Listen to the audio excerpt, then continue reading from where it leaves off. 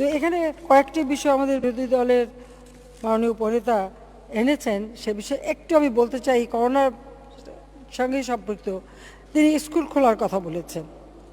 মাননীয় স্পিকার, আমেরিকায় কিন্তু স্কুল খুলে দিয়েছিল একটা পর্যায়ে, তারপরে তারা বন্ধ করতে বাধ্য হয়। ইউরোপে এরকম ঘটনা ঘটে, ইংল্যান্ডেও ঘটে। তার কারণ সেখানে ব্যাপক হারে বেড়ে যায়। আমরা একটা প্রস্তুতি নিচ্ছিলাম, যখনই করোনার এটা কমে গেল, প্রকোপটা কমে গেল, আমি আমাদের শিক্ষামন্ত্রী আমরা আলোচনা করেছিলাম। কিন্তু তারপরে দেখলাম যে আবার ইউরোপে দেখা দিল। কিন্তু এই যে ছেলেপেলেগুলি স্কুলে যাবে, বাচ্চারা, শিক্ষকরা বা তাদের গার্জিয়ান সবাই যে তাদের যেতে হবে, এটা একটা সংক্রামক ব্যাধি। এখনও এটা চিকিৎসাই বের হয়নি, তারপর আমরা চিকিৎসা দিচ্ছি, মানুষ ভালো হচ্ছে। তো সেখানে এই ঝুঁকিটা আমরা ছেলে মেয়েদের জন্য কেন নেব? হ্যাঁ, এটা ঠিক, স্কুলে না যেতে পারে বাচ্চাদেরও কষ্ট হচ্ছে।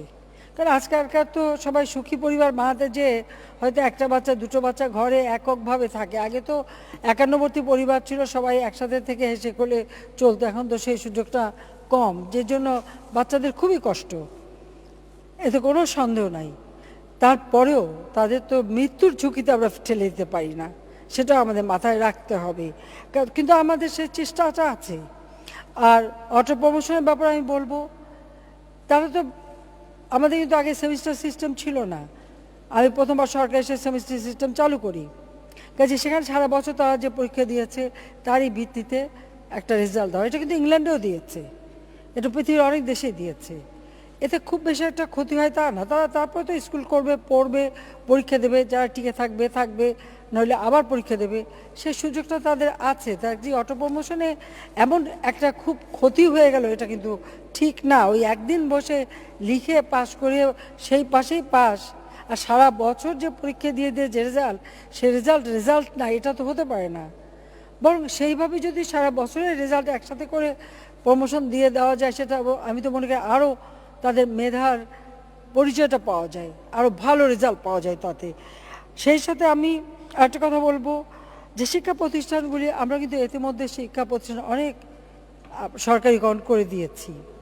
প্রত্যেকটা জেলা উপজেলায় স্কুল কলেজও করা হয়েছে, এখন সব এমপিওভুক্ত করা হয়েছে। এখন সব এমপিওভুক্ত সবই সরকারি কেন করতে হবে? কারণ স্কুল করার একটা নিয়ম আছে, অনেকে সেই নিয়ম মানেননি। যেখানে যেখানে যখন তখন একটা স্কুল খুলে ফেলেছেন, হয়তো ছাত্রছাত্রী নাই সেখানে, এরকমও আছে। ছাত্রছাত্রী থেকে শিক্ষকের সংখ্যাও বেশি, সেরকম আছে। সেটা মাদ্রাসা, স্কুল, সবার ক্ষেত্রেই প্রযোজ্য। তারপরে কিন্তু আমরা আমাদের শিক্ষার ব্যবস্থা এবং শিক্ষা নীতিমালা দিয়েছি, তাতে সবাইকে আমরা একটা শিক্ষার একটা নিয়মের মধ্যে আমরা ধীরে ধীরে নিয়ে আসার চেষ্টা করে যাচ্ছি, এবং সেটা আমরা করে যাচ্ছি।